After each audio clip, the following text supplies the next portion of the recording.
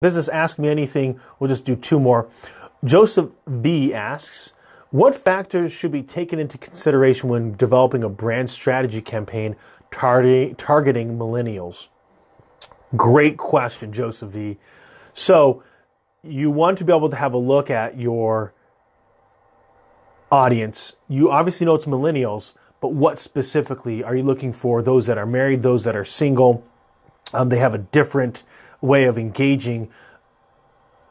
A lot of them are on Facebook, probably not to the same effort as maybe somebody in their 40s or 50s from a frequency perspective. But again, you would know that based on the conversations that you're having with individuals.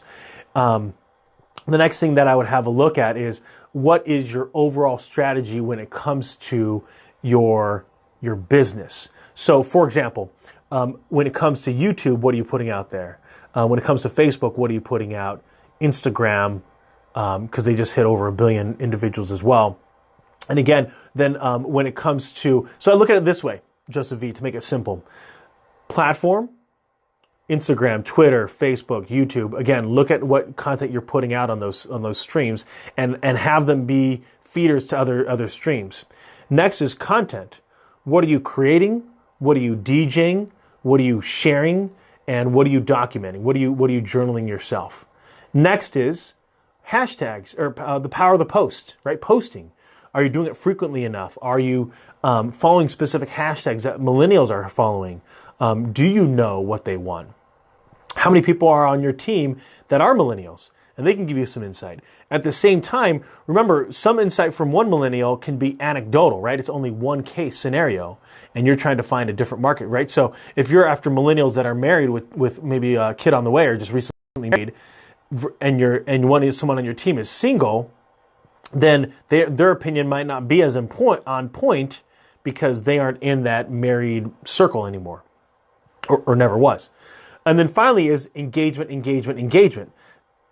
Realtors say location when it comes to buying real estate. On our end, here in social media, it's all about engagement.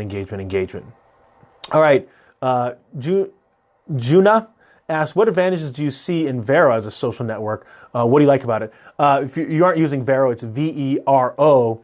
What I like about it is it's category specific. So when I do a post, I can post up about a book, I can post about music, I can post up about a movie, I can post up about a link, and then it's in that hub. And so if people are looking for books, then my book suggestion would come up, like, hey, I like this book, or if I like this specific movie. And so that way it's categorically separated out. The other thing that I like about it, it's just a different network. There's millions of people on it. It's relatively new, and so it's about building out that network. For me, it's the same thing face to face. There's a multitude of different networking events, right? There's Lions, there's Lions Group, there's Elks Group, there's Business Networking International, BNI, there's the Wausau Chamber, there's Young Professionals, there's minority groups. There's a whole lot of different groups that you could join. The question is what one tickles your fancy? And so Vero, to me, just like all these social media platforms, Twitter, YouTube, Facebook, Instagram, Vero, Snapchat, all these are communication tools and building out networks. If you don't like one, that's okay. Don't feel like you have to do every single platform. Finally, the last question comes from Tatiana. She asks, are there any advertising strategies that you prefer over others, and what is a good media mix in your opinion? You hit it right on the head. Have a mix. But note that there's value of, if I spend X amount of dollars here, let's say on a billboard, what's my actual ROI? And there's a difference between marketing and PR, and understand kind of what metric you're looking at kind of pushing upwards. The ones that I like right now are the ones that are free. So you can market and you can do PR at no cost. Instagram, Twitter, Facebook.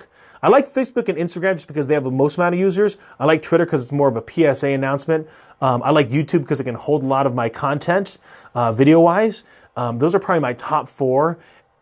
I would still have a look, though, from a marketing perspective at doing a little bit of everything. TV has a tendency to be very high cost. Unless you're in a small community, then the cost is driven way low. And so that could be a good opportunity for you to be able to leverage that.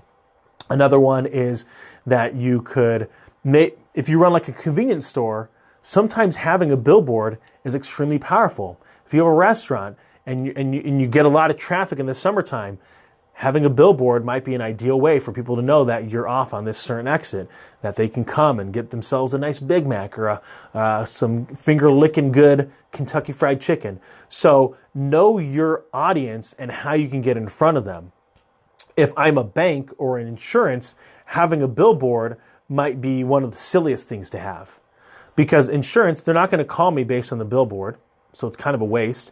Maybe I put the billboard over my competitor's business. That's an option. I've seen a bank or credit union do that. You know, the credit union is here, and then behind them is the billboard, and so it's a competitor. They put their billboard right behind them about their rates being low, and that could be powerful.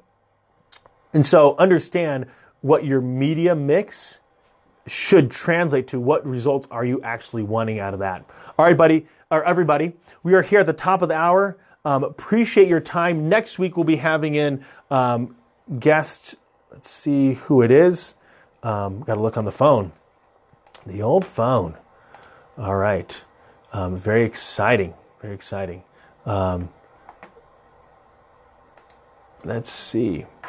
Who is next? I got to go here to 93.3 FM. I just put in a little. Oops.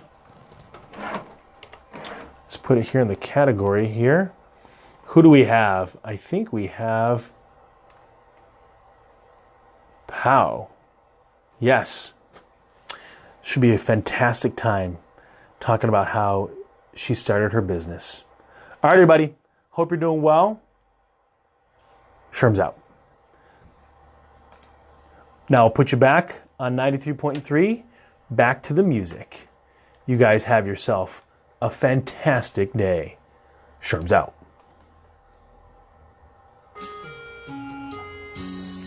All right, there we go, everybody.